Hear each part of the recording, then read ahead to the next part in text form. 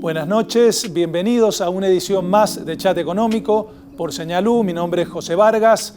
En la jornada de hoy vamos a arrancar un poco hablando de lo que dejó la semana anterior en materia económica.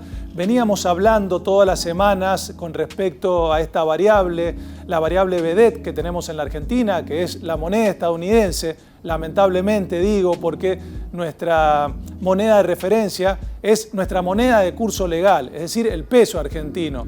Pero pareciera que el peso argentino tiene una especie de peste y nadie quiere tener un billete o una moneda argentina en el bolsillo. Lo que quiere la mayoría es tener una moneda que tenga valor, que no pierda poder de compra, como es el caso de la divisa estadounidense. Y esto se viene dando desde décadas, no es algo nuevo. Seguramente las personas que tengan más de 40 o 50 años hayan vivido muchas crisis en la Argentina, donde evidentemente lo que primero se hace es dejar de lado la moneda, ya sea el austral, ya sea el peso argentino, ya sea el peso convertible. Es decir, a medida que van pasando las crisis y que tenemos niveles de inflación sumamente elevados, uno escapa, huye de su moneda. Lo que vivimos la semana pasada tiene que ver un poco con todo esto que veníamos hablando, es decir, los rumores de si el Banco Central iba a restringir más la compra de divisas, si de alguna manera iban a imponer otro cepo, si iban a aumentar el impuesto país. Es decir, hubieron muchos rumores y está claro que el gobierno y el Banco Central, como lo habíamos anticipado, dijeron, bueno, veamos los primeros días del mes de septiembre a ver cómo evoluciona la compra de los $200 que tiene autorizado cada individuo en la Argentina. Desde este punto de vista, uno que vio la primera semana, vio caídas de home banking, muchísima demanda, y desde este punto de vista, ¿qué es lo que uno puede rescatar? Bueno, puede rescatar que el Banco Central tuvo casi entre 300 y 400 millones de caída de reservas, producto de esta demanda bastante particular. Un número que preocupa. Y acá aparece el ministro de Economía, el ministro Martín Guzmán, imponiendo en las reuniones de gabinete su visión. Por ahora, tratemos de no tocar los $200 más el impuesto país que tenemos por mes, porque esto nos quitaría credibilidad y nos quitaría confianza. En un momento donde acabamos de cerrar un acuerdo con los acreedores bajo legislación extranjera y los acreedores bajo legislación local. Estamos hablando cerca de 100.000 millones de dólares y esto le da, es decir, cierta garantía a la Argentina de que puede seguir avanzando con otros acreedores. Guzmán lo que está buscando un poco es que de a poco el mercado vaya generando descompresión en el mercado cambiario a través de los bonos y estos canjes que van a venir de muy buena manera a alivianar un poco el mercado del dólar oficial.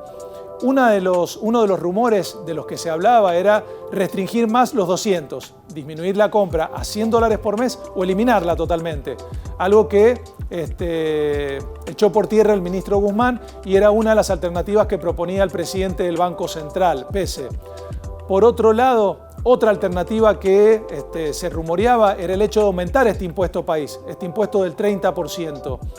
También el ministro de Economía dijo que por ahora no era conveniente, había que tener en claro que tanta demanda de compra de divisas le estaba generando por otro lado un beneficio al Estado, porque prácticamente, para tener una idea, el 25% de lo que gasta el gobierno nacional en esta ayuda IFE por mes lo está recaudando a través del impuesto solidario del dólar turista, es decir que el nivel de recaudación que está generando es sumamente importante. Es cierto que la recaudación del dólar turista o dólar solidario, este 30%, tiene fines específicos. Un 70% de esa recaudación va al ANSES y el 30% va destinado a obras de infraestructura. Por lo tanto, estamos hablando de que lo que se está recaudando es aproximadamente el 3,6% de la recaudación total que tiene Argentina. Es decir, que es un número para nada despreciable y que ha venido a ayudar las arcas del Estado Nacional. Otra de las alternativas que también andaba circulando era el hecho de generar un parking, es decir, pedirle a cada uno de los ahorristas que cada vez que compre estos $200 los tenía que dejar depositados en su caja de ahorro en dólares durante un tiempo determinado para que le autorizaran esta compra. Esto ya ocurrió en una época en la Argentina, ya por el 2014, y terminó generando desconfianza, terminó generando atraso cambiario y no fue totalmente efectiva, con lo cual también se terminó descartando de lleno esta medida. Otra alternativa que había surgido era pedir nuevamente autorización, como se hizo entre el 2011 y el 2015 aproximadamente, que había que pedir autorización a la AFIP para comprar divisas en la Argentina. Y la AFIP, de manera discrecional, a veces autorizaba, a veces no autorizaba, y esto generó mucha más demanda del dólar marginal y no terminó el gobierno obteniendo los resultados que deseaba, y a la vez también se transformó en algo poco transparente. Cualquier tipo de estas medidas que se habían echado en mesa en las últimas reuniones de gabinete fueron echadas bajo tierra por el ministro de Economía, un ministro que se fortaleció en las últimas semanas después de haber cerrado exitosamente el canje de deuda con los acreedores más duros que tenía Argentina y que terminó llevando a posicionar a nuestro país en una situación de privilegio a la hora de sentarse con el Fondo Monetario Internacional, es decir, nuestro próximo acreedor, uno de los que nos ayudó a de alguna manera cerrar con los acreedores más duros que teníamos en su momento, allá por el mes de abril, donde la situación de pandemia estaba generando un efecto muy fuerte en nuestra economía que llega hasta el día de hoy, y está claro que en este contexto hoy Argentina está económicamente un poco mejor posicionado, no digo mucho más, un poco mejor. Habrá que ver si el mercado cambiario en los próximos días sigue generando dolores de cabeza al Banco Central de la República Argentina, porque quizás la situación empieza a cambiar y ya el presidente escucha un poco más a Pese, al titular del Banco Central, en este caso en particular, que al ministro de Economía. Pero para eso dejaremos los días siguientes e iremos analizando día a día cuáles son las distintas variables que se van dando en la página oficial del Banco Central de la República Argentina. En base a esto, hablaremos en el programa de hoy con un referente del sector empresario en la provincia de Mendoza. Hablamos de Federico Pagano, el presidente del Consejo Empresario Mendocino, sobre la situación actual de la provincia de Mendoza, sobre las perspectivas del sector empresario y de cómo ven ellos todas estas ayudas que está dando, por ejemplo, el gobierno nacional y el gobierno provincial, y si realmente son efectivas o no.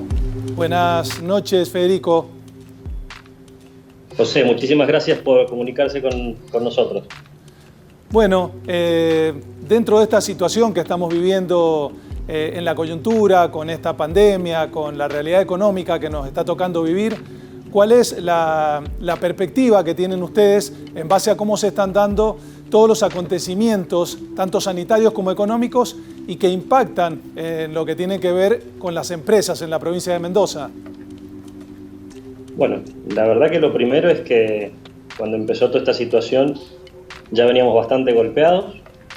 La economía argentina viene, como vos sabés, de un proceso de no crecimiento por los últimos 10 años, Mendoza en una situación similar, con lo cual que se nos venga esta pandemia encima y la consiguiente cuarentena más larga del mundo, la verdad que el golpe ha sido tremendo. Si bien en Mendoza, por suerte, las autoridades han hecho lo posible por mantener a la actividad funcionando, está claro que el golpe es muy fuerte y en algunas actividades como turismo y gastronomía, la verdad que la situación es compleja. El otro tema es que no vemos hacia adelante que esto vaya a tener una recuperación rápida, todo lo contrario. Opinamos que es grave el hecho de que no haya un plan serio de decir, bueno, esto es lo que el gobierno nacional piensa hacer a partir de tal día, y el proceso es y estos son los objetivos que persiguen, porque en el caso de la actividad privada, cuando uno tiene un horizonte, tiene la posibilidad de planear y acomodarse a eso, ¿no? Y la verdad que bajo este contexto, lo que vemos que viene es más cuarentena, muchas dificultades por delante, y realmente no sabemos cuál es el sistema o cómo se va a manejar este gobierno en lo económico, ¿no?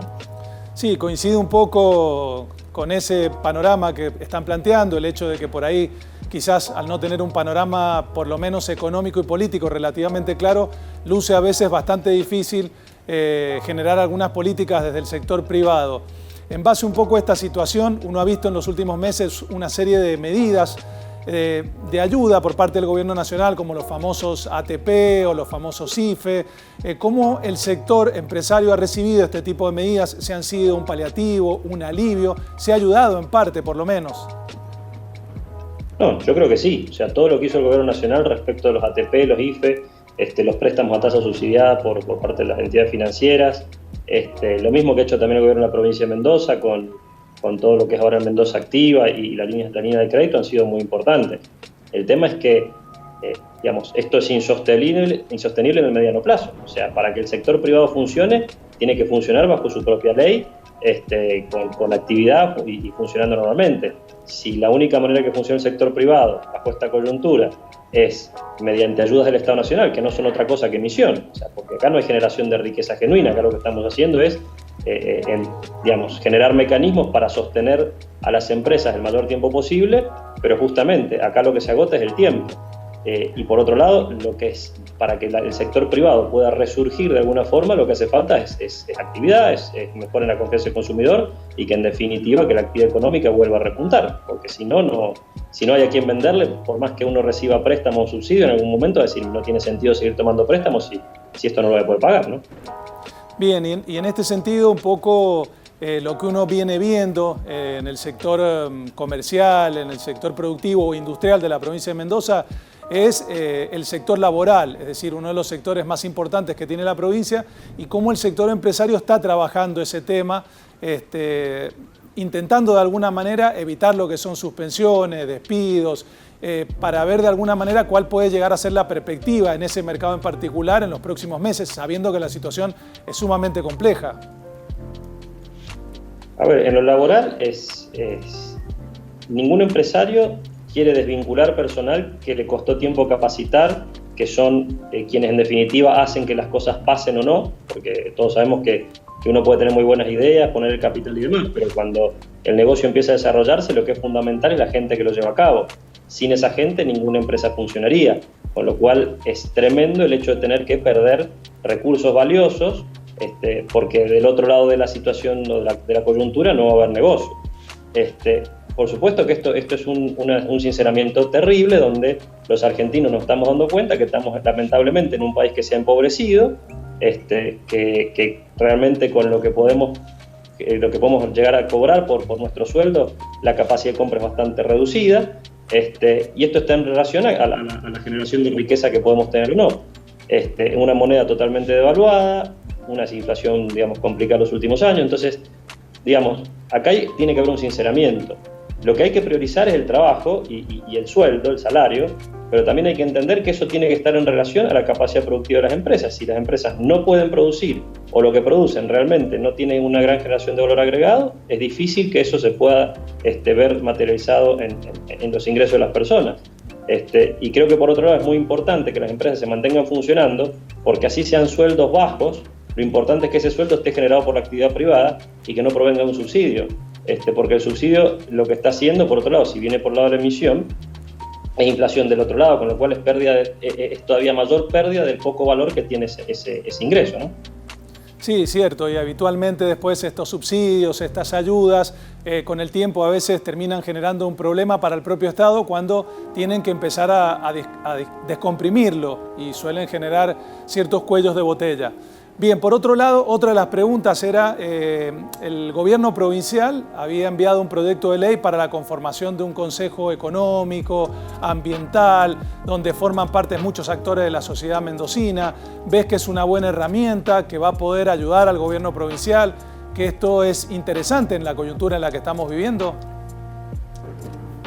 Creo que toda iniciativa de participación del sector privado junto con el gobierno y los otros actores de la sociedad civil son buenas las intenciones y buenas las ideas. La pregunta si es bueno o no, o efectivo o no, será su implementación. O sea, si esto es una reunión de 40 personas donde no haber, que no se trabaje para que esto lleve adelante resoluciones prácticas, no tendrá sentido. La pregunta es cómo se lleva a la práctica esto y ahí veremos si es útil o no. Como idea de base me parece razonable y me parece bueno. Lo mencionaste un poco al principio de la entrevista, el hecho de que las perspectivas en este contexto son sumamente difíciles porque no hay un horizonte, porque cuesta trabajar con las marchas y contramarchas. ¿Cómo están trabajando en este contexto la mayoría de los sectores productivos de la provincia cuando permanentemente se está analizando si se vuelve a una fase anterior, si se vuelven 2 o 3 fases antes? ¿Cómo lo pueden llevar a esto? Porque hay muchos sectores que están reclamando que no cierren las actividades comerciales fundamentalmente. Bueno, yo creo que acá lo primero es que en general el sector privado, que necesita trabajar, ha tomado con muchísima seriedad las medidas de precaución y resguardo de la salud de sus clientes y de su personal. Entonces se ha invertido mucho, tanto en las medidas preventivas, en trabajar con el personal, en proveer de herramientas para el cuidado personal. Y el problema es que lo que estamos viendo es que los contagios no se dan tanto en el trabajo, sino que se dan en la vida privada. Con lo cual, ¿cuál es el sentido de cerrar a la actividad privada si en definitiva en las empresas estamos trabajando, en los casos que es posible, con home office? En los casos donde es presencial, con una enorme cantidad de medidas de seguridad y trazabilidad de las personas. Nosotros en las empresas que componen el SEM hemos tenido casos de COVID y la velocidad de acción y la trazabilidad es enorme. Aparte, es más, lo que hemos estado viendo es que los casos que hemos tenido de COVID han sido contagios fuera de la empresa y que no han generado contagios dentro de la compañía, justamente por la cantidad de medidas de resguardo que se están tomando. Con lo cual, creo que hay que ser muy conscientes y por otro lado, la gente tiene que entender que en esta situación de crisis sanitaria, a trabajar y a la casa. O sea, hay que cuidarse, pero hay que cuidar el trabajo también. O sea, si nosotros, la posibilidad de movilizarse tiende más hacia el ocio o a situaciones, digamos, donde uno pierde el control de la salubridad, la verdad es que estamos haciendo las cosas mal. O sea, en este momento tenemos que hacer un enorme esfuerzo por en la vida privada tener la mayor cantidad de resguardos posibles y lo mismo hacerlo en la actividad. Pero la provincia y las empresas necesitan que se mantenga funcionando la economía. Bien, y en este sentido, ¿hay líneas de contacto con el gobierno, con los ministerios, para intentar evitar este tipo de situaciones y ver de que de alguna manera el sector empresarial está haciendo todo lo relativo a mantener los protocolos y evitar distintos tipos de contagio en los establecimientos? Bueno, pero es que, esto por lógica, cualquier empresario que quiera mantenerse en funcionamiento, la primera preocupación que tiene es que su gente no se enferme.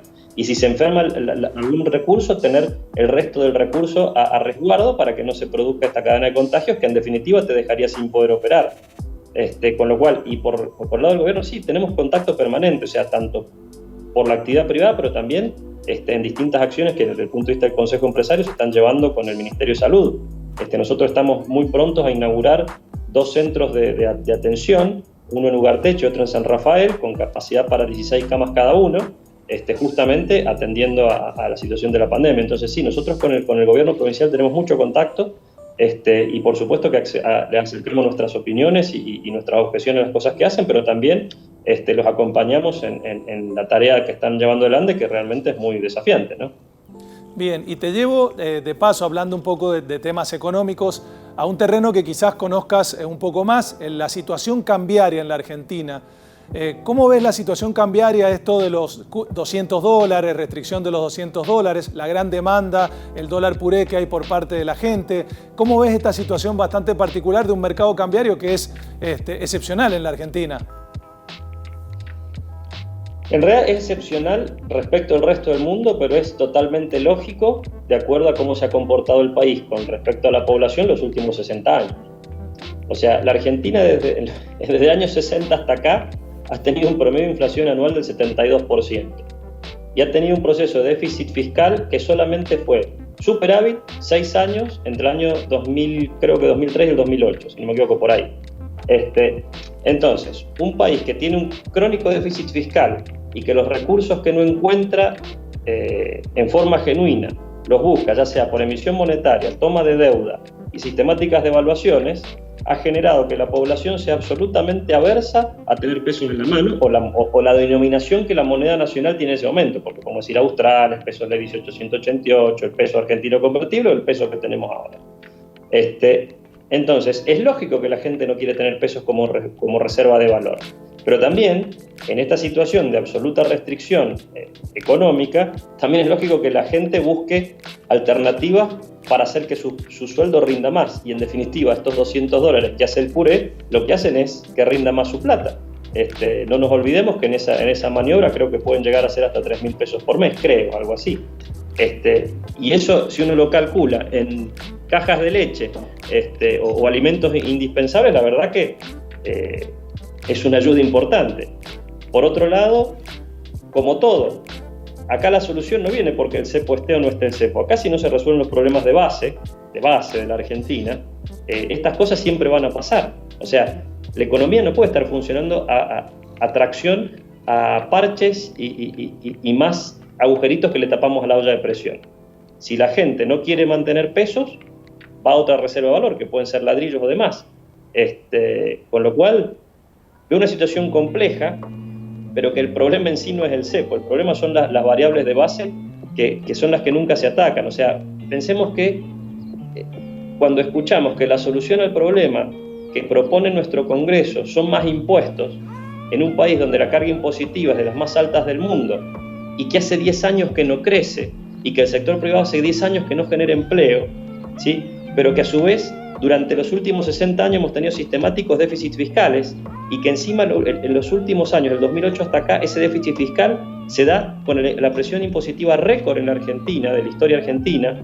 Entonces, ¿la solución al problema argentino son más impuestos? O sea, esto es gravísimo, ¿sí? Entonces, y esto es parte del problema. Nosotros también tenemos que empezar a mirar que estamos en un mundo totalmente globalizado y tenemos vecinos, Chile, Perú, Bolivia, Brasil, Paraguay, Uruguay. Cuando un argentino o un ciudadano del mundo decide dónde va a invertir para hacer negocios, ¿va a elegir Argentina o va a elegir un país vecino nuestro? ¿Los argentinos van a elegir Argentina o van a empezar a elegir a vecinos nuestros para invertir? O sea, estas cosas son las que tenemos que estar discutiendo, porque acá no puede ser una cuestión de voluntarismo. Acá hay que dar razones reales para que uno le convenga invertir en la Argentina. Y no solamente a los argentinos le convenga invertir en Argentina, que a todo el mundo le convenga invertir en la Argentina. Y esto va a generar empleo de calidad, mejor producción con productos de mayor valor agregado. Que este es el otro punto. La Argentina tiene que desarrollarse en generar valor agregado, en generar conocimiento. Hoy lo que más vale es el conocimiento, exportar conocimiento. La ley de conocimiento nueva, ¿genera esto? Entonces, estas son las preguntas que quizás nos tenemos que empezar a responder y eso nos va a dar cuál es el horizonte que tenemos por delante, ¿no? Bien. Un poco mencionabas el tema del conocimiento y algo que se vino trabajando en el Congreso de la Nación hace un par de semanas y que fue muy discutido, fue la famosa ley de teletrabajo. ¿Tenés alguna opinión al respecto? Porque hubieron muchas voces a favor y muchas voces en contra con respecto a esta ley en particular. Bueno, nosotros en su momento fuimos muy críticos de esto, lo seguimos siendo, y voy de vuelta con la misma pregunta. ¿La ley de teletrabajo fomenta que haya más trabajo en la Argentina o que el poco que hay esté más regulado? Esta es la primera pregunta que hay que contestarse. ¿La Argentina qué necesita? ¿Necesita más trabajo? No necesita más subsidio. Necesita que el sector privado tome a la gente que está sin trabajo para que el Estado no tenga que estar cubriendo a esa gente con subsidios. ¿Sí? Que sea el sector privado el que se ocupe de darle recursos a la población.